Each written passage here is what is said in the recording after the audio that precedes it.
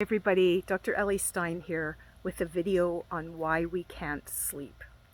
Of course, there are many reasons why we can't sleep, but at the core, in order to fall and stay asleep, we have to be in a calm state.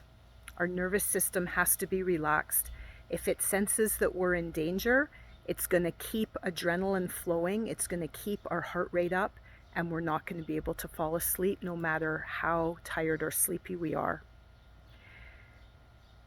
How do you figure out if you're in a calm state? It's by measuring your heart rate. I recommend taking your heart rate every morning for a week or two, taking the average, and whatever number you get is your personal resting heart rate. If you have trouble sleeping, you can take your heart rate again in the evening or in the night when you're struggling. And if that heart rate is more than 10 beats higher than your personal resting heart rate, it means that for some reason your nervous system hasn't calmed down and you're going to struggle falling asleep. What are some of the things that could rev your heart or elevate it? Number one, especially for people with post-exertional malaise, is any kind of activity. So if you do anything that's pushing to the edge of your energy envelope, it requires you to produce adrenaline, which raises heart rate. And unfortunately, in people with PEM, it takes much longer for that heart rate to come back to baseline than in, say, someone who's fit and healthy. A second cause of elevated heart rate that you might not have thought of is food. So when you eat something that for whatever reason, even though it might be the healthiest food in the world for other people, you are sensitive to, it raises your heart rate.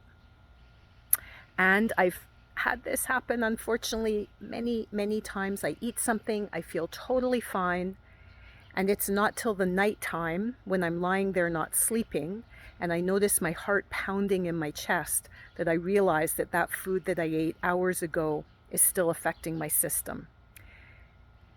Other things that can raise heart rate include toxic exposures. So for people with multiple chemical sensitivity or MCAS, if you're exposed to any kind of smell to which you're sensitive, could be petrochemicals, cleaning products, air fresheners, laundry detergents, you name it, it is a stress on the body. The body is sensing danger. Whether it's true or not, that's like for a different video, but the body senses danger, raises your heart rate, and you're not going to be able to sleep.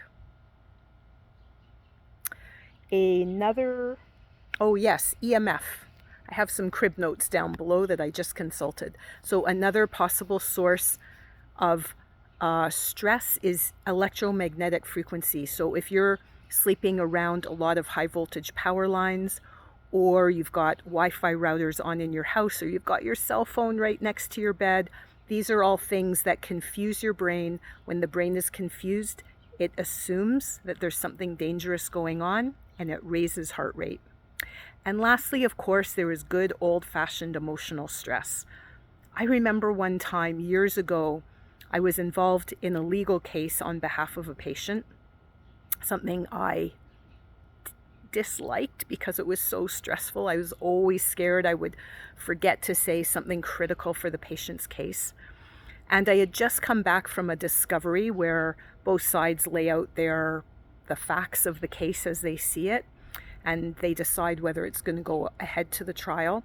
And I was feeling pretty exhausted and stressed.